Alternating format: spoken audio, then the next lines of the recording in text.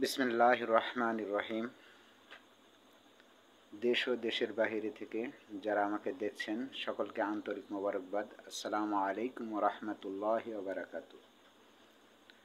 আজকে জুমার দিনে অনলাইনে দুইটি ঘটনা খুব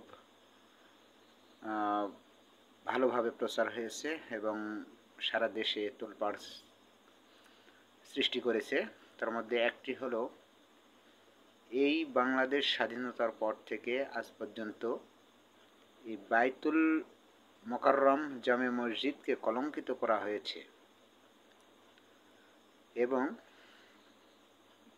বাংলাদেশের সবচাইতে দামি শিক্ষাবিদ ঢাকা বিশ্ববিদ্যালয়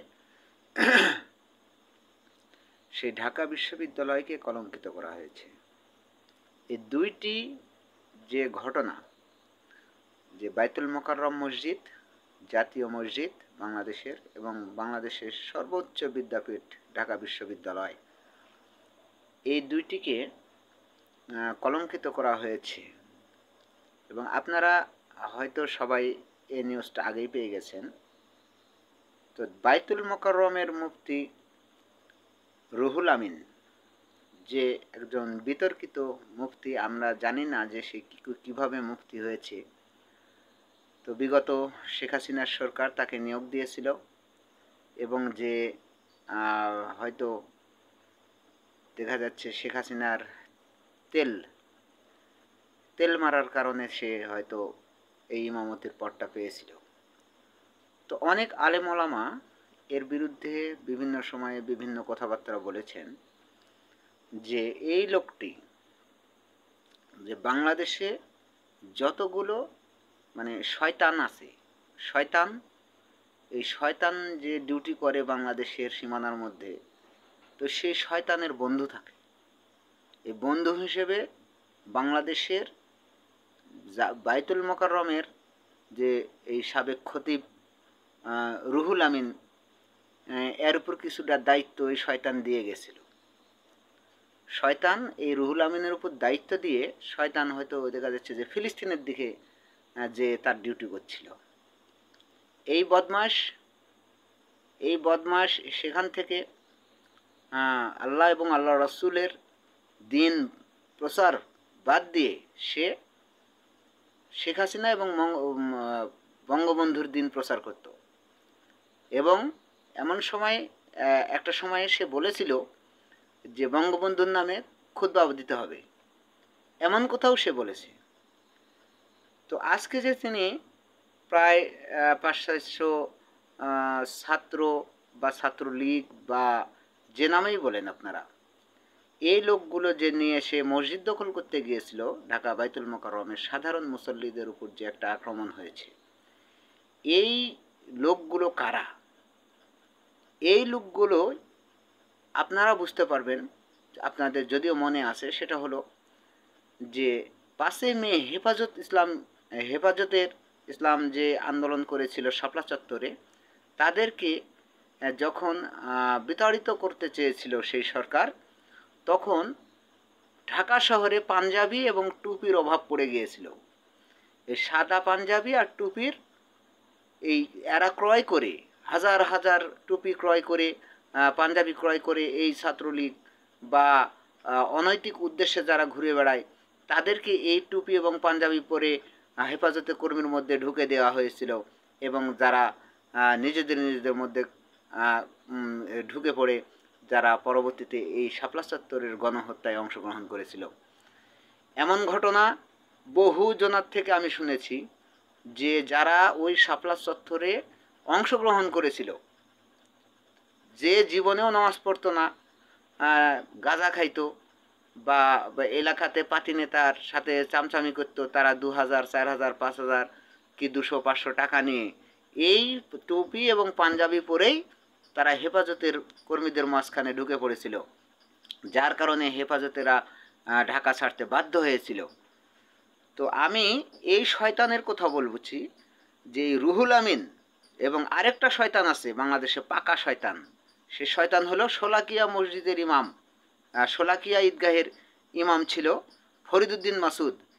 এই বেয়াদব, এই দুইজন, এদেরকে যেখানেই পাবেন আপনারা এদেরকে ধরে আইনের আওতাতে আইনকে সমর্থন করে দেবেন। এই বদমাশ, এই ফরিদউদ্দিন মাসুদ এবং রুহুল আমিনের মতো দাড়ি আর টুপিওয়ালা, এরা ইসলামের ক্ষতি করার জন্য এই ভেষ ধারণ করেছে। এদেরকে আলেম বললে আলেমকে কলঙ্কিত করা হবে। একটা আলেম বাইতুল মোকাররমে মসজিদে যাবে, যাওয়ার পরে সেখানে মসজিদ কমিটি আছে, তাদেরকে বলতে পারে যে ভাই আমি বিশেষ একটা কারণবশত আমি এই কয়েকদিন আসতে পারিনি, তো ভাই আমি আজকে উপস্থিত আছি বলে সে হচ্ছে স্থানীয় যাই মসজিদের দায়িত্বে আছে বা যারা কমিটিতে আছেন তাদের সাথে যোগাযোগ করে তারা সে সসম্মানে যদি সেখানে মানুষের কাছে যে আমার বিগত দিনের যে কর্মকাণ্ডগুলো আছে যদি আপনাদের মনে কষ্ট থাকে তাহলে আমি আপনাদের কাছে ক্ষমা চাচ্ছি। আপনারা আল্লাহ এবং আল্লাহর দিন, আল্লাহ এবং আল্লাহর রসুলের উদ্দেশ্যে সবাই আমরা মুসলমান, আমি আপনাদের কাছে আমার কথা বা আমার চলার দ্বারা যদি আপনারা ভুলভ্রান্তি হন তাহলে আমাকে মাফ করে দিন।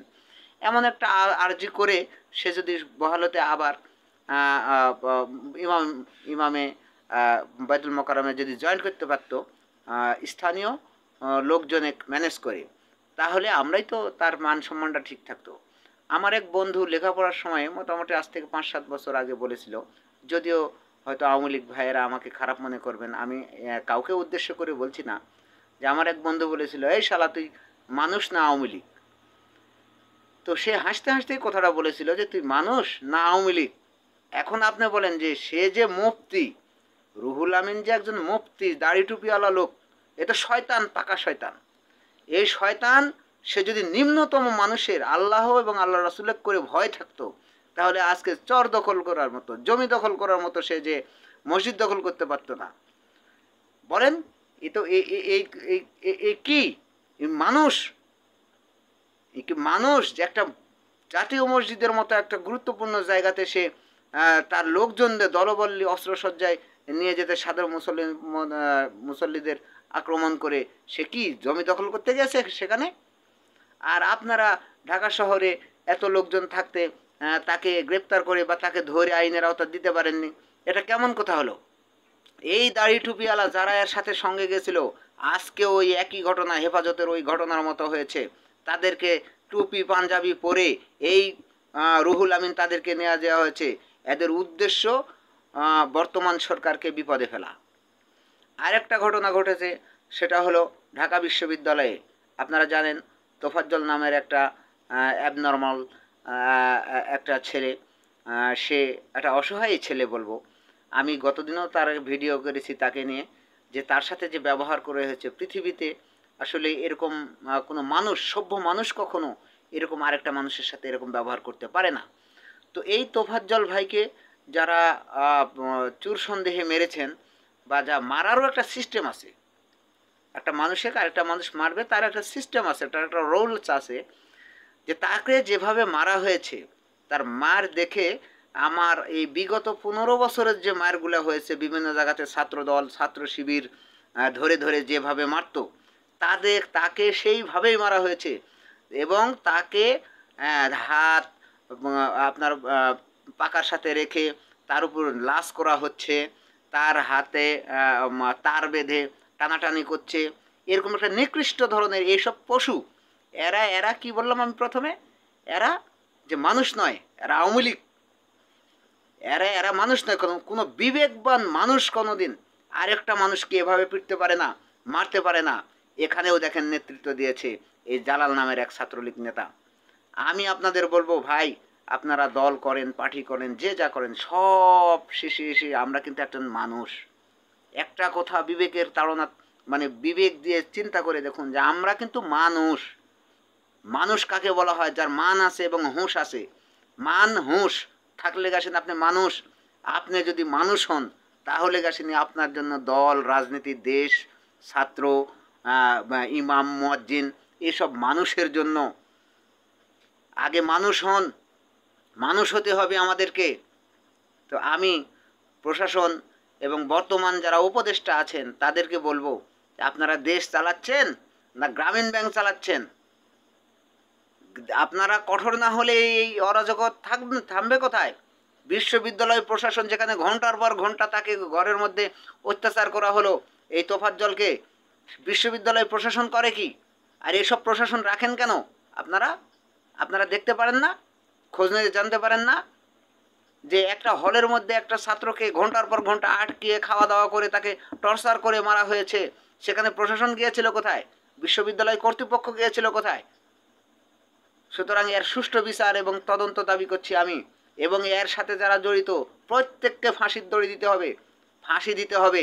এবং এই রুহুল আমিন এবং এই ফরিদউদ্দিন মাসুদের মতো যারা দাড়ি এবং টুপি ব্যবহার করে সমাজে অশান্তি, শান্ত সমাজকে অশান্তি করার চেষ্টা করছেন, তাদের হতে দেশবাসীকে আমি সচেতন হওয়ার জন্য উদাত্ত আহ্বান জানাচ্ছি। শয়তান সে শয়তান, সে দাড়ি তাসুক, শাড়ি তাসুক, সে পাঞ্জাবি পরে আসুক, শয়তান সে শয়তানই হবে। শয়তান আবু জেহেল, উতবা, সাইবা এরাও এই দাড়ি টুপিওয়ালা ছিল। একটা কথা খেয়াল করে রাখবেন, এই জন্য আল্লাহ এবং আল্লাহর রাসূলের পক্ষে যারা রাজনীতি করে, আল্লাহ এবং আল্লাহর রাসূলের দিনের পক্ষে যারা লড়াই করে, শুধুমাত্র তাদেরকেই আলেম বলবেন। যারা ব্যক্তি চরিত্র রাজনীতি করে, ব্যক্তির স্বার্থের রাজনীতি করে, তারা দাড়ি টুপি যাই থাকুক, জানবেন যে আর একটা পাক্কা শয়তান। অবশেষে দেশবাসীকে আমি উদাত্ত আহ্বান জানাবো এবং পুলিশ প্রশাসন সহ সেনাবাহিনীদেরকে এবং উপদেষ্টা মণ্ডলীদেরকে আমি উদাত্ত আহ্বান জানাবো, দেশের আপনি কোনো অন্তর্বর্তীকালীন সরকার নয়, আপনি বিপ্লবী সরকার। আপনার এখানে অনেক কিছু দায়িত্ব আছে। আপনি দেশের অবরাজকর পরিস্থিতি থেকে জনগণকে যদি মুক্তির আশ্বাস না দিতে পারেন, তাহলে আপনি স্বেচ্ছায় পদত্যাগ করবেন। এইসব আপনাকে আরও কঠোর হতে হবে। আপনি কোনো অন্তর্বর্তীকালীন সরকার নয়, এখানে আপনি হলেন বিপ্লবী সরকার। বিপ্লব করে আপনাকে নিয়ে আসা হয়েছে, একথা আপনার ভুলে গেলে চলবে না। অবশেষে দেশের সর্বস্তর জনগণকে আমি ধন্যবাদ জানাচ্ছি। আপনারা সবাই সত্যের পক্ষে থাকবেন, সততার পক্ষে থাকবেন, বাংলাদেশের পক্ষে থাকবেন, দেশ ও জাতির কল্যাণে যারা কাজ করছে তাদেরকে সহযোগিতা করবেন। ধন্যবাদ সবাইকে। আসসালামু আলাইকুম ওয়া রাহমাতুল্লাহি ওয়া বারাকাতুহু।